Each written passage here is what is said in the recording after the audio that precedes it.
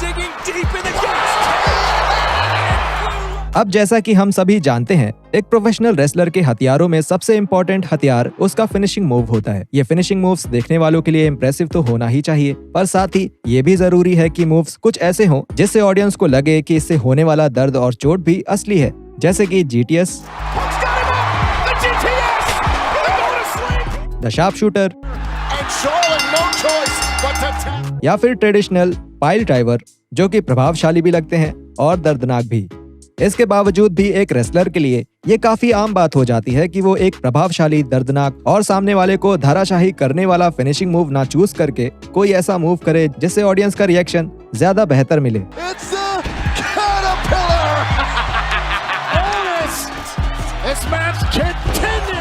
पर WWE में ऐसे भी कुछ मूव्स रहे हैं जिन्हें देखकर ही लगता है कि उनसे एक मक्खी भी नहीं मरेगी। पर वो मूव्स हैं कौन से? WWE के ऐसे ही 10 कमजोर फिनिशिंग मूव्स को देखने के लिए जुड़िए हमारे साथ रेसलमेनिया पर। उससे पहले ऐसे ही मजेदार डेली रेसलिंग वीडियोस के लिए हमारे चैनल को सब्सक्राइब करके नोटिफिकेशन बेल दबाना मत भूलिएगा।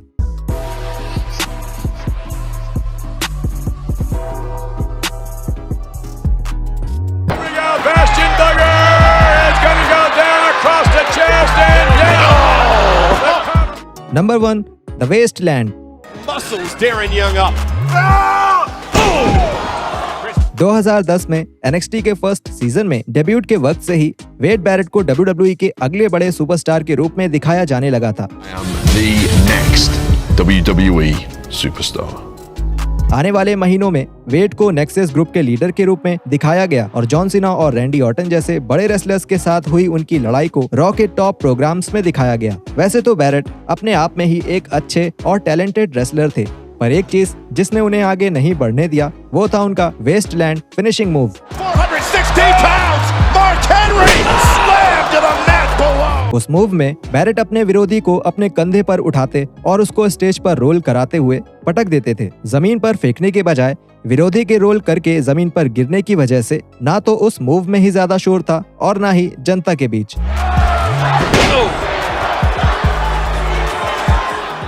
ये और भी खराब दिख रहा था क्योंकि इस मूव को देखकर नहीं लग रहा था कि इससे किसी को चोट भी पहुंच रही है। फैंस ये बात भी नहीं हजम कर पा रहे थे कि जो रेसलर्स इससे भी खतरनाक फिनिशिंग मूव्स करते हैं वो एक सिंपल सी मूव से कैसे हार रहे थे, जिससे उनको जरा सी चोट भी आना मुश्किल लग रहा था। शुक्र है 2013 में बैरेट ने अपना ये मूव बदला और इसकी जगह बुल हैमर एल्बो का इस्तेमाल करना शुरू किया, जो उनके पिछले मूव से कई ज्यादा बेहतर और खतरनाक दिखा। 2016 में WWE से निकलने तक बैरेट ने बुल हैमर एल्बो का ही इस्तेमाल किया। Number 2, belly to belly.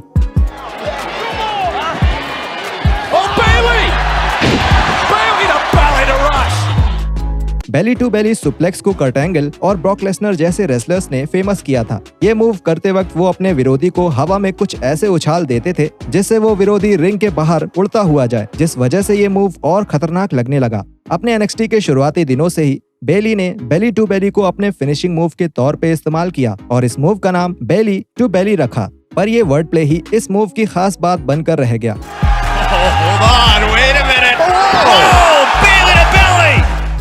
बेली के इस मूव के साथ दिक्कत ये रही कि इस मूव से बस ऐसा ही लगता था कि बेली अपने विरोधी को गले से लगाकर अपने साथ ग्राउंड पर गिरा रही हैं, जिसमें कोई दर्द और कोई खतरा नहीं था। 2019 में बेली के हील बनने के बाद से उन्होंने रोज प्लांट नाम का एक नया फिनिशिंग मूव अपनाया, जो हालांकि बेली टू बेली से तो बेहतर था, पर ज्यादातर फैंस को वो पसंद नहीं आया। Number 3, the playmaker slash overdrive.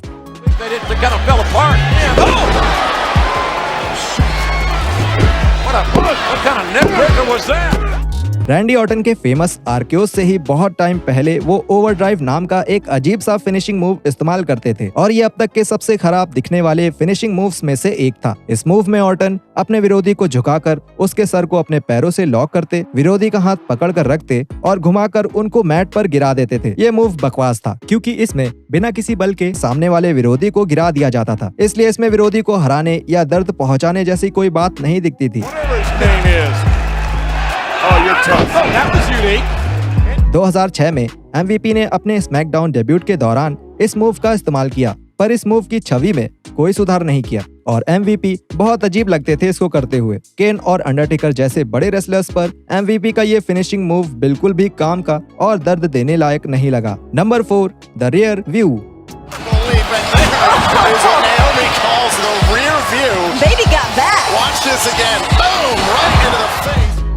बेशक नायोमी पूरे WWE में सबसे टैलेंटेड विमेन रेसलर्स में से एक हैं। वो 2 बार विमेन्स चैंपियन भी रही हैं और विमेन्स रोस्टर पर सबसे फेमस स्टार्स में से एक हैं। पर उनका फिनिशिंग मूव हमेशा से ही उनकी एक कमजोरी रहा है। नायोमी रियर व्यू नाम का एक फिनिशर का इस्तेमाल करती हैं, जिसमें वो कूदकर अपने पिछवाड़े से विरोधी के मुंह पर मारती हैं, जिस वजह से इस मूव का नाम रियर व्यू पड़ा। पर ये साफ नहीं है कि ये सच में एक रेसलिंग मूव है या कोई मजाक। हालांकि ये पक्का है कि ये मूव भले ही आज से 20 साल पहले देखने में अच्छा लगता हो,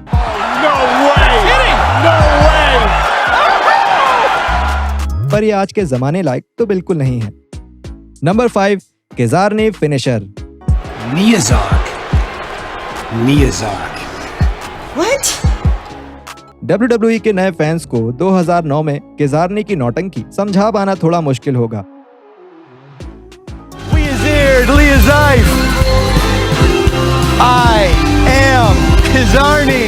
कुछ समय बाद केजारनी ने खुद ही उसको समझाते हुए कहा था कि वो एक ऐसा रूप था जो उस बच्चे की तरह होता है जो जेक द स्नेक रॉबर्टसन के प्यार से पैदा होता। वो मुंह पर रंग लगाकर मेले से आए हुए एक नौटंकी वाले की तरह था। जैसा भी हो, सब सही है। केजारनी का डेब्यूट जनवरी 2009 में हुआ, जिसमें उन्होंने MVP को हराया और उसी साल मार्च में उनको कंपनी से निकाल दिया गया। ऑडियंस को उनका ये अजीब रूप समझ नहीं आया और ये भी कि इस गिमिक के पीछे आखिर क्या कहानी है। पर एक बात जो उनके बारे में आपको याद हो सकती है, वो था उनका फिनिशिंग मूव। वैसे तो वो मूव एक डबल आर्म DDT की तरह था, पर केजारनी के इस मूव में वो अपने विरोधी को मैट पर आगे की तरफ आसान सा रोल करवाते थे, जो बहुत बकवास था और इससे किसी भी इंसान को जरा भी चोट लगना बहुत दूर की बात थी। Number 6, John Cena's sixth move of doom. जब आप WWE में एक टॉप प्लेयर हो तो आपके फिनिशेस भी बहुत जरूरी हो जाते हैं। जॉन सीना के फिनिशिंग मूव और सिग्नेचर मूव्स आखिर 15 सालों से लोगों के बीच बहस का मुद्दा रहे हैं। सीना अपने 5 मूव्स ऑफ डूम के लिए बहुत जाने गए हैं। इसके पीछे ये बोला जाता है कि उनके पास सिर्फ ये 5 मूव्स ही हैं, पर वो 5 मूव्स उनको हर मैच में जीत दिलाने के लिए काफी रहे हैं। 2018 में आखिरकार उन्होंने एक छठे मूव का इस्तेमाल किया, जिसे उन्होंने नाम दिया सिक्स्थ मूव ऑफ डूम। इस मूव को सोशल मीडिया पर भी दिखाकर बढ़ावा दिया गया और ये आशा की गई कि फैंस इसे देखकर पागल हो जाएंगे, क्योंकि हाल ही में सीना रिंग में और भी ज्यादा बढ़िया करने लगे थे। हालांकि 2018 में सुपर शोडाउन पेपर व्यू के दौरान जब सीना ने ये मूव किया तो ये WWE के इतिहास में सबसे खराब दिखने वाले मूव्स में से एक बन गया। इस मूव में सीना अपने हाथों से एक अजीब सा क्रॉस बनाते हैं, एक साधारण सा पंच मारते हैं। वहां मौजूद फैंस को समझ नहीं आया कि इस पर क्या प्रतिक्रिया दी जाए, क्योंकि ये मूव बहुत ही ज्यादा बेकार था। उससे भी बुरी बात ये रही कि एलाइस को ये साधारण से पंच को एक फिनिशिंग मूव की तरह लेना पड़ा, जिससे ये खतरनाक तो नहीं बल्कि एक भद्दा मजाक जरूर लग रहा था, क्योंकि उस मूव में किसी भी रेसलर को हराने की ताकत नहीं थी। Number 7, the cobra.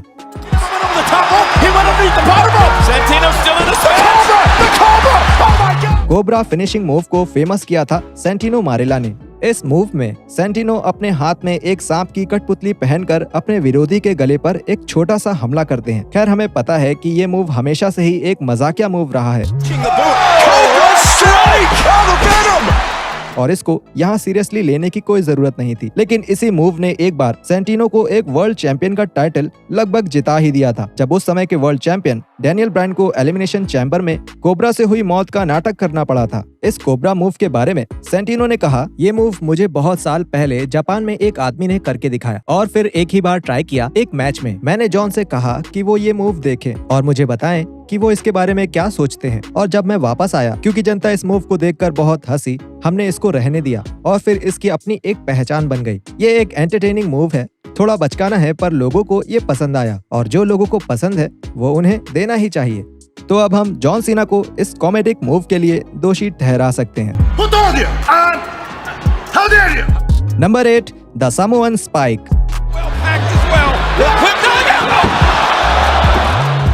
सामोआ के बुलडोजर उमागा को हमेशा ही कम आंका गया है और जॉन सीना और जेफ हार्डी जैसे रेसलर्स के साथ उनके काफी यादगार मैचेस भी रहे हैं।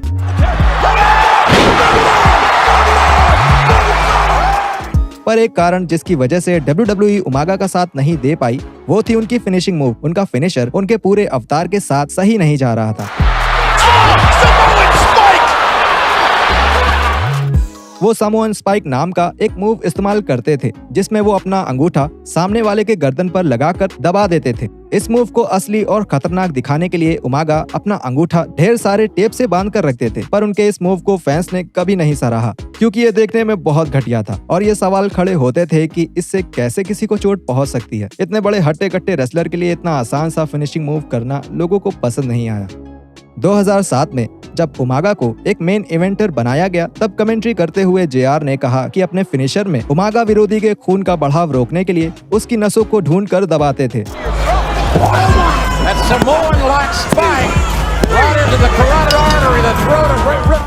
पर उसका कुछ असर नहीं हुआ क्योंकि फैंस को ये साफ दिखाई देता था कि उमागा अपने विरोधियों का कंधा दबाते थे, ना कि कोई नस। Number 9, the worm. It is the single most insulting move across the country. The worm. That's Scotty's move, King. The worm. People. The worm मुख्य रूप से एटीट्यूड एरा की सबसे जानी मानी फिनिशर्स में से एक थी क्योंकि इस मूव में वहां मौजूद फैंस भी हिस्सा ले पाते थे।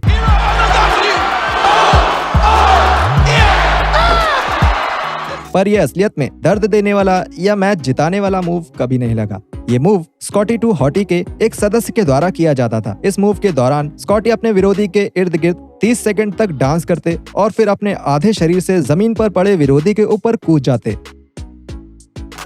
You're never going to be successful in this business, Scotty. You understand me? शायद ये फिनिशिंग मूव ही वो वजह थी कि स्कॉटी हमेशा ही एक मजाकिया रेसलर बनकर रह गए।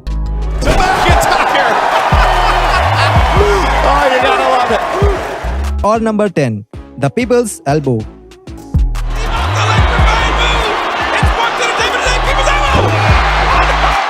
पीपल्स एल्बो WWE के सबसे लोकप्रिय मूव्स में से एक है और इसको करने वाले रेसलर रॉक जो WWE में ही नहीं बल्कि पॉप कल्चर के भी बहुत जाने माने स्टार हैं। I didn't leave and just quietly walk away and never to be seen again. I left into a world I wanted to find success in.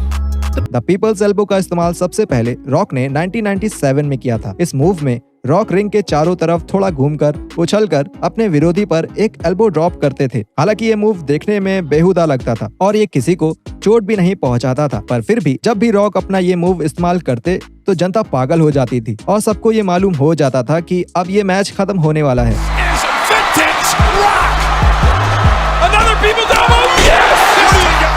हाल ही में ट्रिपल एच ने इस मूव के ओरिजिन के बारे में बताया। मुझे लगता है रॉक ने पीपल्स एल्बो का सबसे पहली बार इस्तेमाल उस मैच में किया जिसमें हम टेकर को हंसाने की कोशिश कर रहे थे। ये एक मजाक की तरह शुरू हुआ पर इसको जनता का बहुत अच्छा रिएक्शन मिला जिसकी वजह से सब इसके साथ आगे बढ़ गए। तो ये था कारण जिसकी वजह से रॉक ने पीपल्स एल्बो का इस्तेमाल करना शुरू किया। ये एक मजाक की तरह शुरू हुआ था और यहाँ पर खत्म होते हैं ऐसे 10 WWE मूव्स जिससे एक मक्खी को भी चोट नहीं लग सकती। क्या कोई और मूव्स हैं जो इस वीडियो में मौजूद होने चाहिए थे? अगर हैं तो नीचे कमेंट सेक्शन में हमें जरूर बताइए। अगर अभी तक आपने चैनल को सब्सक्राइब नहीं किया तो जल्दी कर दो और एक्सक्लूसिव लिस्ट के लिए हमें इंस्टाग्राम और फेसबुक पर भी फॉलो करें। अब हम मिलते हैं अगली वीडियो में कुछ और रेसलिंग कंटेंट्स के साथ।